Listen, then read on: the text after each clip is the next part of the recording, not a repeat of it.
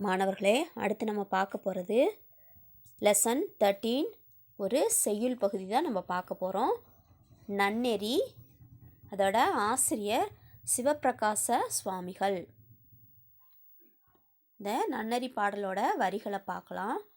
பெரியவர் தம் நோய் போல பிறர் நோய் கண்டு உள்ளம் எரியின் இழுது ஆவர் என்க தெரியிழாய் மண்டு பிணியால் வருந்து பிற உறுப்பை கண்டு கழுலுமே கண் அப்படின்னு இந்த பாடல் வரிகள் இருக்குது. இந்த பாடலோட பொருள் என்னன்னு பார்த்தோம்னா, முற்றிய நோயினால் வேதனைப்படும் உடலில் உள்ள பிற அங்கங்கள்னா உறுப்புகள், பிற உறுப்புகளை கண்டு கண் கலங்கி அழும்.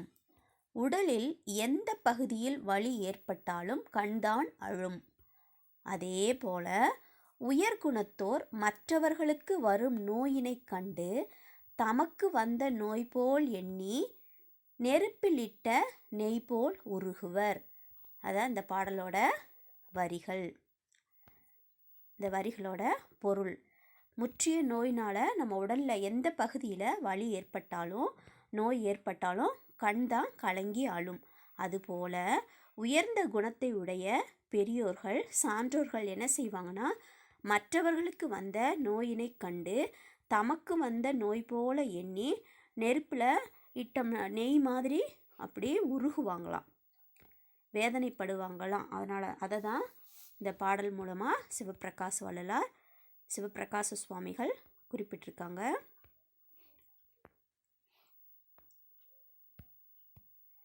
பெரியவர் தம் நோய் போல பிறர் நோய் கண்டு உள்ளம் எரியின் இழுது ஆவர் என்க தெரியிழாய் மண்டு பிணியால் வருந்து பிற உறுப்பை கண்டு கழுலுமே கண்.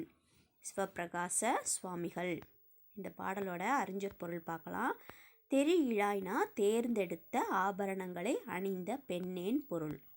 மண்டு பிணியால்னா முற்றிய நோயால் அர்த்தம். கழுலும்னா அழும்னு அர்த்தம். எரியின் இழுதுனா நெருப்பிலிட்ட நெய்ன்னு அர்த்தம்.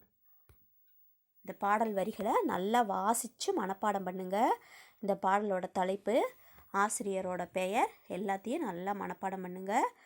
ரஃப் புக்கில் ஸ்பெல்லிங் சொல்லி எழுதி படிங்க. சிங்கிள் லைன் நோட்டில் ஒரு முறை இந்த பாடலையும் இந்த பாடலோட பொருளையும் அறிஞர் பொருளையும் எழுதி எடுத்துக்கோங்க.